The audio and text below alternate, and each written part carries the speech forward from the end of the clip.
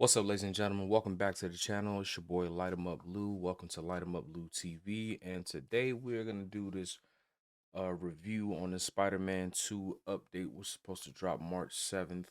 They did some collaboration with some unique costumes and stuff like that. So without further ado, without too much talking, let's jump right into the video.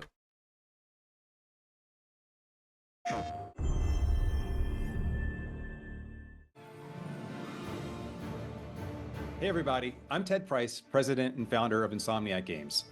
First, thank you to the millions of fans who have already been swinging through the streets of Marvel's New York in Marvel's Spider-Man 2. For us at Insomniac, we have been humbled by the overwhelmingly positive response to the game, and we have loved hearing about players' experiences as they've explored the city playing as Peter Parker, Miles Morales, and some other characters I won't mention because, spoilers. Marvel's Spider-Man 2 represents our passion for telling authentic stories to which our fans can relate. Whether we're portraying the challenges Miles faces as he struggles to apply to college while keeping the city safe, or watching Harry Osborn battle a debilitating disease while making impossible choices, or cheering on Rio Morales as she continues to stay strong for her son after a devastating loss. Our goal is to provide representation through a diverse, believable cast of characters who collaborate to overcome monumental odds. Now, to accomplish this, to present these characters in an authentic fashion, it's important for us to have a development team that's representative as well, one that ultimately reflects the diversity of our audience. Now, frankly, we and the industry have a long way to go to achieve this goal, but we're making progress. One of the ways we can help increase diversity in our industry is by partnering with organizations who help underrepresented and low-income youth with an on-ramp to video game development. Therefore, we and Sony Interactive Entertainment, with support from Marvel and Disney, have partnered with Gameheads, a nonprofit organization based in Oakland, California. Gameheads prepares and trains low-income and underrepresented youth for careers in the tech and the video game industry. Students at Gameheads learn how to code, animate, design, manage projects, and work effectively in teams. Gameheads gives these deserving students the skills to open doors that for them have often been closed. Now, how have we partnered? Well, on behalf of Insomniac and Sony Interactive Entertainment, I am excited to announce a suit pack with 2 new Spider-Man suits for Marvel's Spider-Man 2. The 2 suits in the pack have been designed by Gameheads artists, and the pack will be available for purchase for $4. All right, we just gotta pause that right there. So I've been seeing this stuff on Twitter, and look, I have no problem. I'm not upset that they did a collaboration um with some future students that are learning, how to code and working in gaming animation and stuff. Shout out to them. That's what's up. But it's Spider-Man, bro.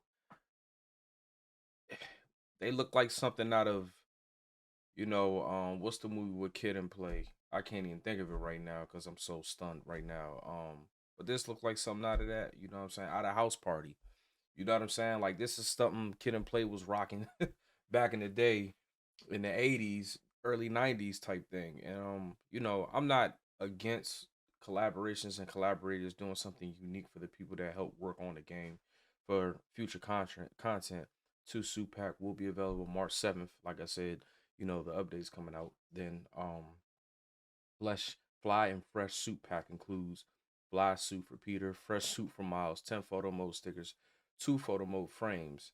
Um and right below is the infamous microtransaction, as you see. But we're gonna. I'll get to that part in a second. I want to finish the video. I just wanted to stop and say I'm not a fan of what these suits look like, but $99. 100% of the purchase price from the sales of the suit pack in the United States is going to be donated to Gameheads during the first calendar quarter of 2024, up to $1 million, so that they can continue their mission. Now, as you, our fans know, we don't sell suits in our games. But in this case, we have a special opportunity to make a meaningful difference by directly helping underrepresented and disadvantaged youth. Please consider purchasing these suits to benefit an incredible charity and take part in making a lasting and positive impact on people's lives. On behalf of all of us at Insomniac Games, PlayStation Studios, and Sony Interactive Entertainment, thank you for your support, and thank you for considering picking up some really cool suits to benefit an important cause.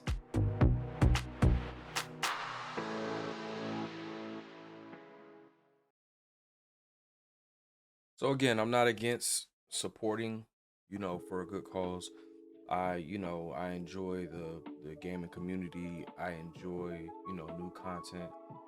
But here's my thing about microtransactions, and I've been kind of struggling with this for a while because we've all kind of got caught in that loop. I think Call of Duty was like infamous for it. It is infamous, not even thinking. It is infamous. All the games so far in next gen, new generation, even past consoles, this microtransaction thing has become like an infinite disease, and it seems like this is the way that gaming is gonna head and stay. And I think it's only gonna be like that because people are so willing to buy into it. Prime example: PlayStation would donate $4.99 per pack sold in the United States to game heads up to 1 million via its fiscal sponsored community initiatives. The purchase is not tax deductible. Community initiatives is tax exempt. Cool, whatever. If you want to support that, that's fine. I'm not against it, and I want to make sure that I'm very clear when I say that. But understand where I'm coming from. If Insomniac, Marvel, and PlayStation wanted to donate and get game heads, a start, they well over made that money. And here's my issue. The reason why I say that is because when Spider-Man 2 dropped, you got to remember, these games come in a set of threes. They come with the standard, they come with the deluxe, and some of them come with ultimate editions. And then with Spider-Man, they came with a collector's edition. You know what I'm saying? I have the collector's edition. I did a giveaway for a collector's edition or whatnot. And my issue is, if someone is spending $250, $300 for a complete game, which Spider-Man 2 clearly isn't because they're still doing DLC for it, and they're adding things to it. Well, for the game, as the game released, the game was complete as it needed to be. But if you're spending $250 on a video game, you should be exempt from all of this stuff. Like, take some of those proceeds that people spend $250 on and donate to them. Because what did y'all do with the money? You know what I'm saying? Y'all took the money and did what? You just added to your regular game sales. The collector's edition isn't a edition where everyone went to go buy. And I have that problem with a lot of games. You know what I'm saying? I like to collect my games. I invest in them because that's my way of saying that I appreciate you for making a game, working hard on it. I know that this game wasn't cheap. I know that the game wasn't easy to create. I know there was a lot of pressure behind it. I know there's a lot of negative content that follows it because there's always somebody that's got something slick to say, something crazy. So me spending money, my hard-earned money, to get the collector's edition is my way of saying, hey, I appreciate you. Thank you. Regardless of the millions and millions of other, not so much fans talking the recklessness that they talk, I'm one of the ones that's saying, hey, thank you. I'm shaking your hand and I appreciate you. But it's a slap in my face, and for gamers like myself to have to support these things, and then y'all turn around and do something like this. And Spider-Man 2 isn't the only game that has done it. It's just, this is my rebuttal to what they put out. You know what I'm saying? I mean, you got to understand, you put out content, you're leaving yourself wide open for people to express their opinions. And this is all I'm doing, is expressing my opinion about this. I'm kind of tired of this whole microtransaction, everything stuck behind a paywall. Take me back to the Game Shark days. And if you don't know what Game Shark is, back in the day when you had Sega or Super NES, it was a cartridge attachment that you added to the game, and Game Shark was a list of codes that you can input, and if you wanted to break the game in a certain way, that's how you did it. But Game Shark was legal. Here we are, we're stuck between all these microtransaction paywalls, and it's just something that I'm not a fan of, and I haven't been a fan of it for a long time. I used to be so dumbfounded and be like, nah, I'm gonna get it because I just know it's gonna be something crazy, and then boom, it just lets you down. And it's like GTA 6 is about to come out, PS5 Pro is about to come out.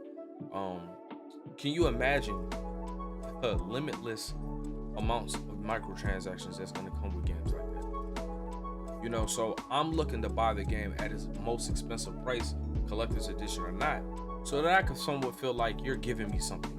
It's like when I bought NBA 2K24. I buy it at the highest price because I don't want to spend real money on in-game currency. I just don't, because it's not benefiting me. I'm not a pro player. I'm not at these pro events.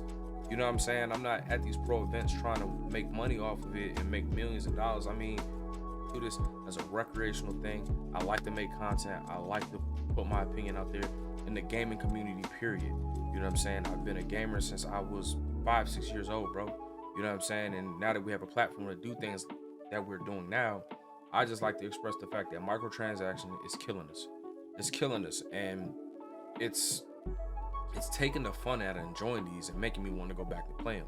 You know, the only reason why I'm still playing Spider-Man 2 is because I didn't platinum it, and I did that on purpose because I just didn't want to run through the game like I seen so many people do. The game came out in October, and by October 21st, people had it platinum, and I'm like, bro, y'all don't even enjoy the game. But I'm ranting a little bit. I just wanted to say that, you know, I'm against this whole microtransactions and finding ways to just take more money out of people. The people supported you all to make these games, and now you're asking us to support other people to make more games, only for y'all to reverse the cycle again and say, hey, we want you to buy this. We want you to buy this. Like, come on now, you know what I'm saying? There's got to be some kind of immunity for a certain level of buyer, a certain level of consumer.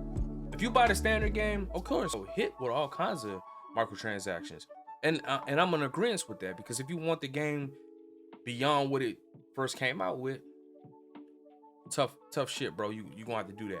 But if I spend money of $200+, anybody that spend that kind of money on a game should definitely be you know, immune. And that's just my opinion. So it's your boy Light 'em Up Lou. This is Light 'em Up Lou TV. You know, let me know what y'all think in the comments, and I will catch y'all in the next video. I hope y'all enjoyed this, man. Thank you. Peace.